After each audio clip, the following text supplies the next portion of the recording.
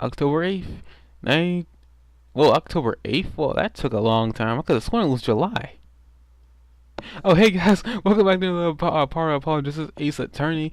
Last time I let you guys off, we took care of a couple of interesting tidbits with Dr. Miss Ham. And we ran into a really awkward character who I don't like in the slightest. This LP's been just full of me talking about characters I do not like. Oh well, whatever. Oh look at it, it's our client or clients. Good morning. Come on, click. So you're Vera, right? I'm Trucy right. That's right with a W. But not right, right? You just confused her just now, didn't you? We're on your side. You could tell us anything, please.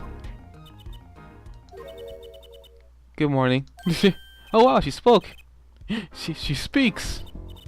Not bad, not bad. But I think you would do better with a little smile, you know. You're so pretty. You need to sell yourself, you know. Trucy, let's take it easy for starters. Yeah, she's only 19 years old. She don't need to be getting into prosecution. She don't need to get into prostitution.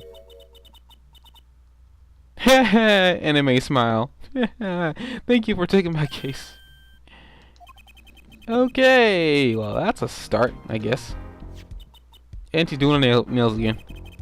Then she goes with the nail polish again. Just letting you know that her using her nail polish, they're hinting at something. You'll see what they're hinting at later on, but they're hinting at something constantly with her doing that. That's great, really. It's so cultured.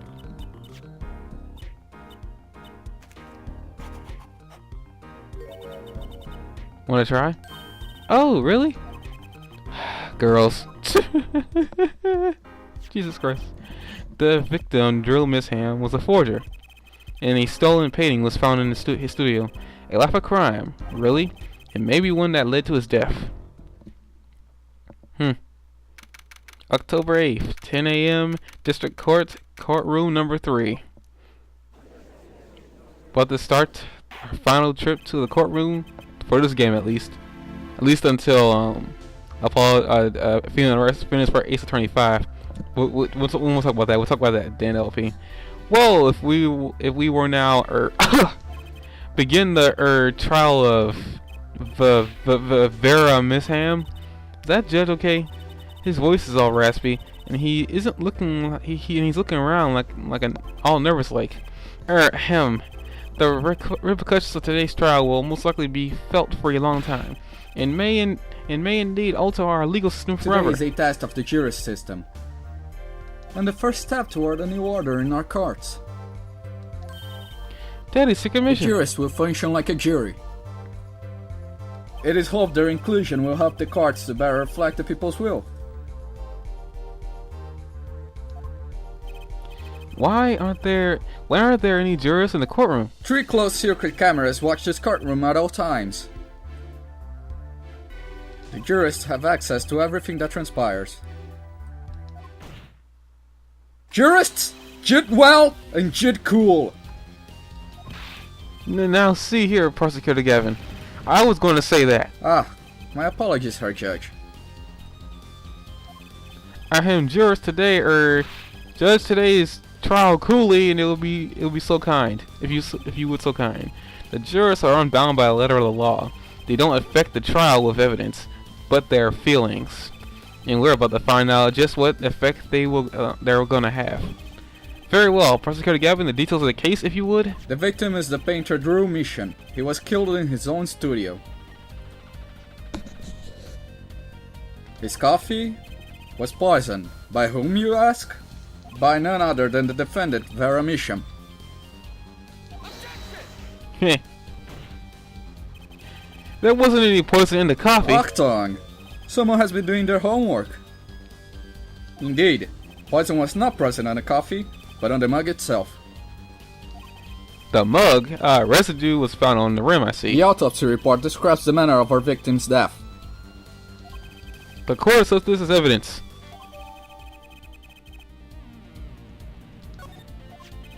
According to this report, the victim's death was caused by atropine. I just call it atropine, A poisoning. chemical compound that does not occur naturally. Lethal dosage is a mere 0.002 milligrams. A touch of atroquinine in the body is the touch of the Reaper's scythe. That I would have said that sounded poetic, but that was just completely messed up. So if you were to swallow even a drop of this accidentally, you would be dead. Just keep that in mind. It takes just a small amount to kill somebody. Keep that in mind. Very well, Klavier Gavin. You may present your witness. I have for you today a simple man for a simple case.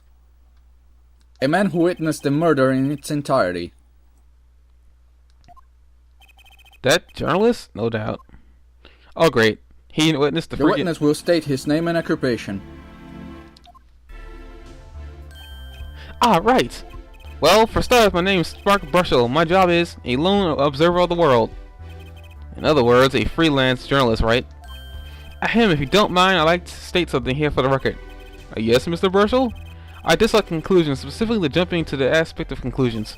Preconceptions make park sandbox of endless desert waste. End quote. Here we go again. But you are a journalist. You said so yourself yesterday. Well, that's true, yes. But you must understand, I stand before you today as a man with a dream. I'm offering you my testimony in exchange for exclusive rights to the story. Scoop turns Mr. Brushel into that Mr. Brushel. End quote. Let's hear your testimony then, shall we? A simple case, Gavin. For me, the jury is still out. Oh God, this guy. You know, sometimes I say I can actually smell the mint from the screen. Sometimes I think I can, just because of how really weird he looks. I visited the studio around 9 o'clock that night to do the interview. The first outsider to enter the Altair journalist history made. End quote. Journalistic. I can't speak tonight. His daughter brought us coffee right after we started. And you know what happened next? Star falls. End quote. No one else entered the room besides her the whole time. That sounds like a simple case. Unless you were the one who poisoned him. What? What are you saying? Like, what are you saying, Judge? Can't. I'm never gonna get over that. Ahem. Need I remind you the cameras are rolling today? I felt the need to be a bit dramatic. You didn't do it, did you? Me? What the heck? Me? I didn't do anything like that. Come on, that's like newsmaker makes the news. End quote. Or even contemporary witch hunt. End quote. I know wild accusations rock a courtroom. End quote. Rock indeed. Klavier Gavin sure likes having his fun. I'm so happy for him. Sarcasm. Well, very much, Justice. Your cross-examination, please. Okay, now a lot of this, pretty much when you're first time playing this game, you'd be wondering what's so suspicious about his testimony here. It's actually his fourth statement that he made, which is after this. He says star falls. We need more information out of this. What's this about a star falling? Star falls, huh? It's like an old telegram. Send money over. Sorry, you don't know? That's like a journalism code word. An important personage passes away, a star falls. Get it? But there's no gravity in space, is there? I wouldn't think stars could really fall. Does this matter? Oh boy, this is good stuff. Good stuff. How about star breaks? Lacks punch. I know. Star dies. Nah, lacks imagination. Of course, you could go with Drew dies. Straight to the point. I like. I think we need to hear about something a little more substantial. So, let's talk about maybe the Stars coffee? Yeah. You said Mr. Misham had the coffee too. But did you actually see him drink the coffee? Of course. He who sees it wins, but he who says it's dang it. He who sees it wins, but he who says it wins bigger. End quotes. I live in a man sees dog eat dog and writes about it world. Yet I guess I can't say I saw him drink it, really. He had one so-called sip, if that. Man puts his lips to mug drinks, end quote. That poison is quite virulent, I hear. My stomach said so. My stomach did a so-called somersault since I gulped that coffee without so much as a second glance at it. Wait, maybe something's there, some kind of so-called trick. Anyone want to venture a guess for the record? Does this guy have a pause button? Well, Mr. Justice, did you find that testimony valuable? You might as well say it's very important. The victim drank his coffee, then immediately fell over. Oh yes, yes, you can go to the press. You can go to the press with that one. Your Honor, this is vital piece of information. Please add it to testimony. Very well. The witness what this says testimony. I can go supersonic. Vital, right? Yeah. Okay, we want to present the coffee mug to just to say, because it's pretty full. You know what I have a problem with? A particular property of the poison used. Atrocanine. Oh, Professor Gavin was quite clear about the poison. A lethal dosage of 0.002 megagrams paralyzes the central nervous system. If you drank that, even you, Mr. Justice, would reduce to quivering pile. Why are you using me as an example? I guess he's getting back at me for using his example the entire game. Unfortunately, we weren't told everything. There was a vital omission in Prosecutor Gavin's information. An omission? Atrocanine is virulent, as he says, but death doesn't come upon ingestion, not immediately. That's because atrocanine is slow acting. Slow acting? What? According to one forensic scientist, it's one of the most virulent poisons, but it's absorbed into the body astonishingly slowly. It takes at least 15 minutes from time of ingestion for adverse effects to show. Forgot about that part. Yeah, you don't die instantly when you're drinking it. If we suppose that the moment Mr. Ham slipped the coffee was when he sealed his fate, then he would still have had time left to enjoy the last cup of Joe. That's why the cup, what just explains why his coffee cup is still full. Order, what is the meaning of this? If what the defense says is correct, why that contradicts the entire testimony we just heard. Well, Mr. Brushel, anything to say on the record? Slow acting. S-L-O-W-A-C-T. It was virulent, alright. Even though it already had begun digging its claws in the journalist. He's working on his scoop. It's Brushel, yeah? Herp Brushel. Let's take a trip back down memory lane. Huh? Did the victim really die the instant he took a sip? Think it over. This is vital. You know what I think? I think that was a not so subliminal suggestion. End quote. I admit, it does cause a problem if he died when you say he died. I would be forced to say auf Wiedersehen to my simple case. And you will be forced to say farewell to your article. Come again? You can't write a story based on conjecture, can you? And as the case drags on, other reporters will pick up the scent. And you'll be forced to kiss your exclusive scoop goodbye. Scoop. This guy's brushing his eyeball and his tongue. Look, just wait a second, just 1 second. We're waiting, out with it. I think that I just recall a so-called important detail. A revival of recollection, end quote. A story survival, end quote. Attorney utterly confused, end quote.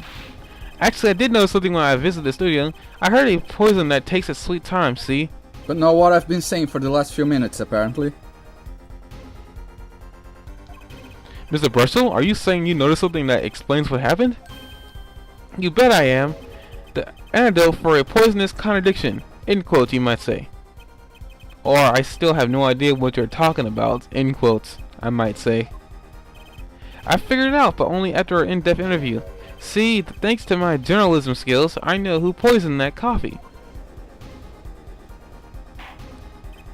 Order! As far as I can tell, the witness is standing by his testimony. That Mr. Misham died the instant after he drank. Of course I'm standing by my testimony. And my dream of exclusive rights to this story. I suppose it was too much to ask for. What was? Of course he wouldn't choose a simple case. Not him. Him? Phoenix Wright. Who else? I think I just spoke for Klavier just now. Achtung. Herr Brushel, report for us if you would. What is it that you noticed?